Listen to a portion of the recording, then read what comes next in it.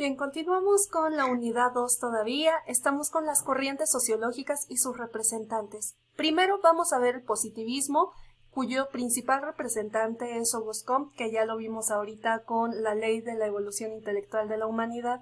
Comte nos habla de que el conocimiento único es el conocimiento científico, el único conocimiento válido que vamos a tener nosotros es el que adquirimos a través del método científico. Después vamos a tener el funcionalismo. El funcionalismo es principalmente representado por Emile Durkheim y por Talcott Parsons. Ellos nos hablan de esta corriente sociológica y en lo que consiste es que la sociedad tiene partes o elementos que van a funcionar para mantener todo un conjunto, toda una estructura. Si uno de los elementos de ese conjunto falla, empieza a fallar todo el conjunto, toda la estructura. Después vamos a tener el marxismo. Recordemos, no es que Marx sea marxista, sino que a partir de sus ideas surge esta corriente y sobre todo por su colaborador en algunas obras, que es Friedrich Engels, este autor, trabaja con él en algunas de sus obras. ¿Y en qué consiste el marxismo? Principalmente lo que va a hacer es rechazar el capitalismo como forma de producción y lo que busca es que haya una sociedad sin clases sociales. Recordemos que las clases sociales que marca Karl Marx son los burgueses y los proletarios, es decir, los burgueses, quienes son dueños de los medios de producción, es decir, de las fábricas, y los proletarios, quienes son los trabajadores. Dice que los burgueses explotan a los trabajadores, a los proletarios, y por tanto eso es lo que marca las clases sociales. Entonces él busca que en la sociedad no haya clases sociales. Después vamos a tener el evolucionismo. El evolucionismo es principalmente representado por Herbert Spencer, que vamos a tener que este evolucionismo sobre todo nos habla de un desarrollo moral de la humanidad. Nos dice que este puede ser cambiante, puede irse cambiando y que este determinismo biológico es el que tenemos conocido como la supervivencia del más fuerte, del más apto más bien. Por último vamos a tener el interaccionismo simbólico, representado principalmente sí por Max Weber, pero también por George Herbert Mead. Para efectos de su examen, no se preocupen con que tengan presente que tenemos a Weber, con eso es más que suficiente. Entonces, tenemos que el interaccionismo simbólico lo que sustenta es que los agentes sociales, es decir, todas las personas que tenemos que ver con otros seres en nuestra sociedad, somos capaces de leer los gestos de otros y anticipar la conducta social esperada. Por ejemplo, cuando alguien se pone las manos en la cintura, baja o frunce el ceño y tuerce la boca, te imaginas que está molesto, lees sus gestos, interpretas que está molesto, que está enojado contigo y entonces pues te va a gritar, te va a agredir posiblemente y tú te anticipas a esa conducta y pues dices, no, mejor no le digo nada, mejor lo llevo tranquilo para que no vayamos a pelear. Entonces, a partir de que leemos los gestos de los otros, esperamos una conducta, anticipamos esa conducta y nos preparamos para ello. Bien, pues estas fueron las corrientes sociológicas y sus representantes, que todo esto va a ser pregunta de examen. Ahora sí nos pasamos a la unidad 3. En la unidad 3 tenemos los distintos tipos de sociedad. Sí, sabemos que la sociedad se clasifica también, pero ¿de qué maneras las podemos clasificar? Una primera forma es a partir del predominio del grupo, es decir, ¿qué predomina? ¿Se acuerdan? Si en mi sociedad lo que rige es el dinero, dinero, dinero, entonces es una sociedad dominada por la economía. Si mi sociedad es una sociedad en la que lo que importa es la familia, ¿se acuerdan este chiste ¿de quién eres? Es decir, tú vales más por la familia de la que vienes. No me importa si eres político, si eres empresario, si eres médico, si eres narcotraficante, lo que sea. A mí lo que importa es quiénes son tus padres, cuál es tu linaje. Esa es una sociedad dominada por la familia, donde la reputación de una familia va pasando de generación en generación, se mantiene esa reputación de las familias por generaciones. Después vamos a tener sociedades dominadas por la religión.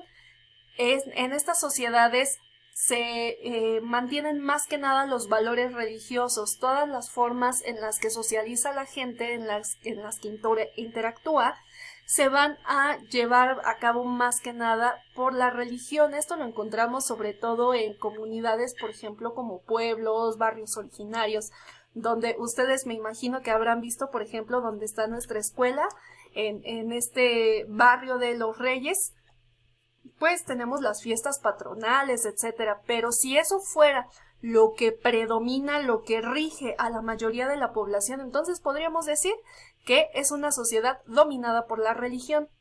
Después tenemos a la sociedad dominada por la política, donde estas cuestiones partidistas, estas cuestiones de la participación ciudadana son las más importantes y entonces la mayoría de las personas se van a relacionar a partir de las ideologías políticas. Después, tenemos aquí la forma de clasificar por la comunicación. Tenemos a las sociedades preletradas y a las sociedades letradas. ¿En qué consiste cada una? Bueno, la sociedad preletrada es antes de que exista un lenguaje tal cual estructurado, que se pueda escribir, que la gente se comunique tal cual a partir de ese lenguaje estructurado. Pero estructurado, por ejemplo, a partir de la escritura, de símbolos, etcétera. Se puede hacer una comunicación, digamos, oral o algo parecido, sonidos, señas, pero no hay una escritura, no hay algo que nos dé evidencia de que se comunicaban. En cambio, la sociedad letrada, disculpen, la sociedad letrada es cuando sí tenemos ya un lenguaje estructurado, plasmado en algún sitio. Pueden ser símbolos, pueden ser algunas grafías, es decir, algunas letras donde ya tengamos plasmado tal cual nuestro lenguaje y que podemos leerlo. Después, otra forma que tenemos para clasificar a la sociedad es por la forma en que se organiza, por su manera de organización. Y esto es pregunta de examen. Bueno, todo lo que estamos viendo aquí en estos videos es pregunta de examen. ¿Cuál es su manera de organización? Puede ser una sociedad tradicional. En la página 83 van a encontrar las características de la sociedad tradicional. Principalmente tenemos que, por ejemplo, la división del trabajo social se da por grupos de edad y de género, es decir, las actividades son principalmente, por ejemplo, mujeres a la crianza, el cuidado del hogar, los hombres al trabajo rudo, etc. Luego tenemos a la sociedad industrial. La sociedad industrial es cuando ya llegan las fábricas, ya se va especializando el trabajo, la división del trabajo social ya es un poco más especializada, los trabajos los realizan personas capacitadas. Las familias todavía tienen un papel importante, pero hay un poquito más de desapego. En la sociedad tradicional, la familia es muy importante, hay mucho apego. En la industrial ya se va perdiendo un poquito. Y después en la página 84 tenemos a la sociedad postindustrial. En la sociedad postindustrial vamos a ver que todo cambia y al parecer es nuestro tipo de sociedad. Porque la división del trabajo social es mucho más especializada que en la industrial. Vamos a tener que los espacios son más frecuentados por más personas, se automatizan ya los procesos de producción, ya no lo hace todo la gente, sino que lo hacemos a partir de estos robots, de estas maquinarias. Tenemos instituciones y vamos a tener la educación especializada sobremanera, o sea, vamos a tener altos grados académicos en esta sociedad. También es una sociedad donde el tamaño de la población es mucho mayor, mientras más va creciendo, es decir, la tradicional son poblados pequeños, la industrial son poblados medianos y la postindustrial son masas enormes, son poblados enormes, por ejemplo, como aquí en la Ciudad de México o en el Estado de México. Ahora vamos a pasar a nuestra siguiente diapositiva, que son valores y pautas sociales. También vemos estatus y roles sociales. Primero, vamos a ver una definición de cada uno y luego su ejemplo.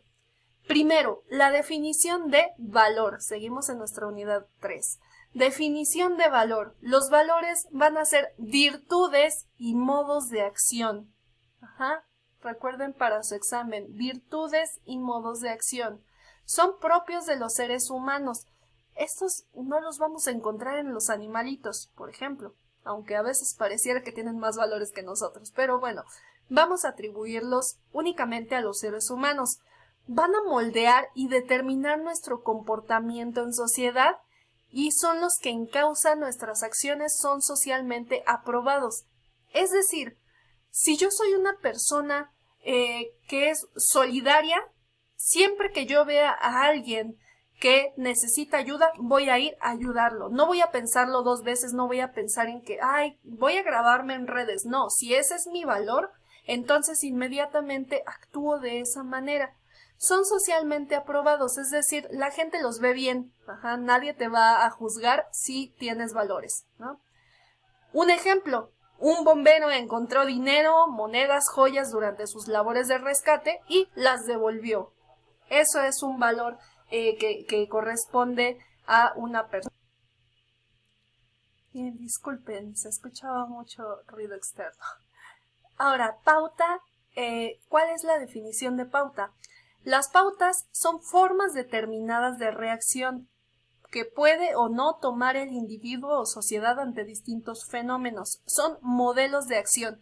Estos no son interiorizados, Estos no son cosas que ya tenga internamente una persona. Los valores sí, son virtudes y modos de acción propios. O sea, yo ya los tengo, ¿va?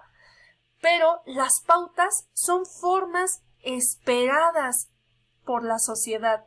Es decir, yo tengo que reaccionar de acuerdo a cómo espera la sociedad que yo reaccione, que yo responda ante cierto acto.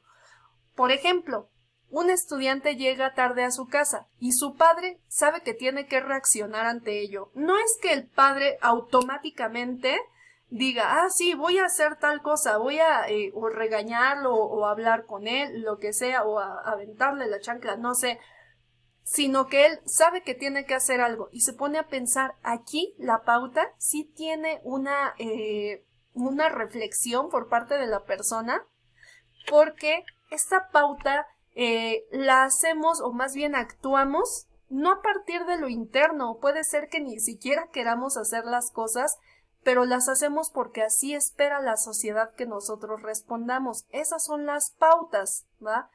¿Cómo reaccionamos ante algo? Porque es un modelo de acción como debo de responder. Por ejemplo, si dos niños están peleando y hay un adulto, pues espero que el adulto detenga esta pelea, no que se ponga a echarle porras a otro, ¿no? Entonces, se hace a partir, o se actúa a partir de lo que la sociedad espera, de acuerdo con qué eres, quién eres, etc. Luego tenemos el estatus. El estatus, recordemos, no es lo mismo que la clase social. La clase social la determina el dinero. El estatus es más bien la reputación, ¿va? Es el lugar que ocupa el individuo dentro de una estructura social. O sea, en la pirámide de las clases sociales, digamos, vamos a tener esos estratos y el estatus sería el estrato que tiene esa persona. Recordemos, el estatus lo podemos adquirir o lo podemos lograr. Un ejemplo es que el hijo de un asaltante dejó de tener la misma etiqueta fea que le puso la comunidad cuando él estudió su carrera universitaria y se esforzó para tener su título. Después tenemos el rol social. El rol social va a ser la expectativa sobre nuestras acciones de acuerdo con este estatus. Si yo soy un narcotraficante, se espera que actúe como un narcotraficante. Si soy un sacerdote, se espera que actúe como sacerdote. Ejemplo, se espera que un estudiante que siempre ha destacado obtenga notas sobresalientes en este cuatrimestre. De quien siempre saca un 6 o un 7, pues no se espera que saque un 10. En esas ocasiones, pues es cuando la gente se sorprende, pero siempre se espera lo mismo dependiendo del rol social que están ocupando o de ese estatus que están manteniendo.